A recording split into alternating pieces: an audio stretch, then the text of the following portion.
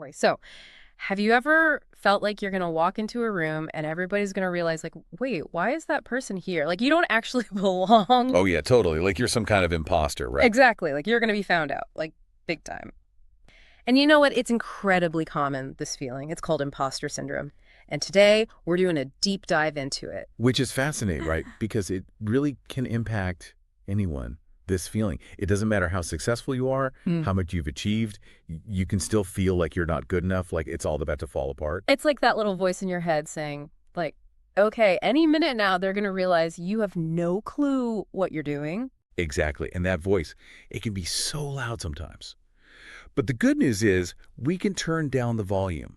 There are actually concrete steps you can take to combat imposter syndrome. And we're going to get into 5 key strategies today. I love that. Okay, so tip number 1, acknowledge your achievements. It's easy to downplay our wins, right? Mm. But how do we actually own them?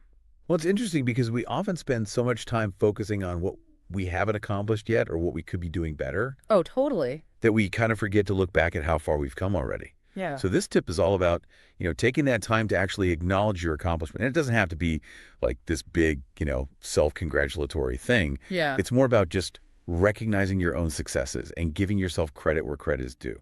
totally. Okay, that makes a lot of sense. And I love that, we're starting with that because it's so easy to just brush past your wins and be like, okay, on to the next thing. So acknowledge those achievements. Love it.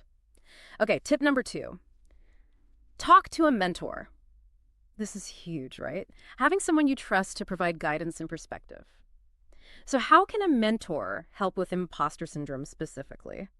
So I think mentors are amazing, first of all, because they've often been there themselves. Yeah. They've walked a similar path, and they've probably experienced those same feelings of self-doubt. Right, they've been in the trenches too. Exactly. And so being able to talk to someone who gets it, Yeah. who can validate your feelings and say, hey, this is normal, it happens to the best of us, can be so helpful.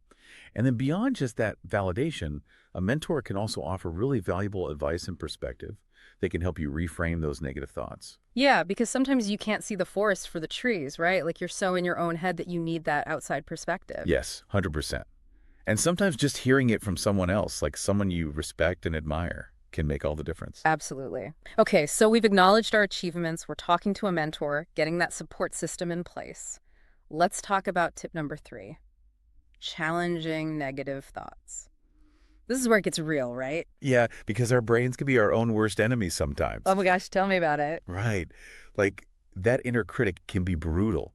But the thing is, we don't have to let those negative thoughts run the show. We can actually challenge them and start to change the narrative. So how do we actually do that? Because those thoughts can be so sneaky and insidious. Totally. It's really about becoming aware of those negative thought patterns, like noticing when you're putting yourself down or doubting your abilities. And then once you're aware of them, you can start to question them. Like, is there actually any evidence to support this thought? Or am I just catastrophizing? Oh, catastrophizing, my specialty. But okay, so we're questioning those thoughts. What's next? Well, then it's about replacing those negative thoughts with more positive and realistic ones. Yeah. And I know it sounds a little woo-woo, but affirmations can actually be super helpful here. Right, like positive self-talk. Exactly. It might feel silly at first, but over time, consistently reframing those negative thoughts can actually rewire your brain and help you develop a more positive self-image. I love it. It's like we're training our brains to be our own cheerleaders. Exactly. Yeah. And who doesn't need a little more cheering on in their lives, right? Seriously. Okay, on to tip number 4, which is all about focusing on growth. Now, this is huge because it's so easy to get caught up in the idea of being perfect, right? But what if we embrace the idea of being a work in progress? Yes. This is where a growth mindset comes in. Instead of seeing challenges as threats or failures, what if we looked at them as opportunities to learn and grow? I love that. So how do we actually shift our perspective to embrace that growth mindset? Well, it starts with recognizing that nobody is perfect and that mistakes are just a natural part of the learning process. So true. It's not about avoiding mistakes altogether. It's about reframing how we view them. Like, instead of beating yourself up over a mistake, ask yourself, okay, what can I learn from this experience? Right, it's a learning opportunity. Exactly. Yeah. And every time we learn from a mistake, we're actually growing and moving closer to our goals. That's a great point. Okay, we're almost there. Last but not least, tip number 5, celebrate your successes. Yes, this is so important because we often get so caught up in the hustle, like we were talking about before, that we forget to pause and acknowledge how far we've come. Oh my gosh, yes. Guilty as charged. But taking the time to celebrate your successes, big or small, is huge for boosting your confidence and staying motivated. So how do we celebrate in a way that feels authentic and meaningful? Well, it doesn't have to be anything fancy. It could be as simple as, like, taking yourself out for a nice dinner, Yes. or buying yourself that thing you've been wanting, or even just taking some time for yourself to relax and reflect on your accomplishments.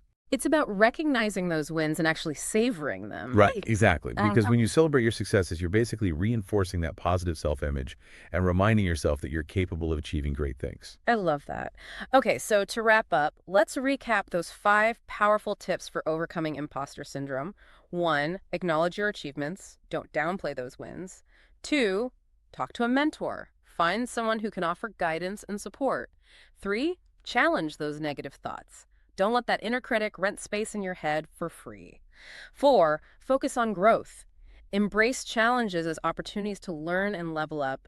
And 5, celebrate your successes, big or small. Take the time to recognize and savor those wins. And remember, the next time those feelings of self-doubt start creeping in, they will, it's totally normal. You are not alone in this. So good. I hope everybody listening is taking notes because this is some seriously valuable stuff.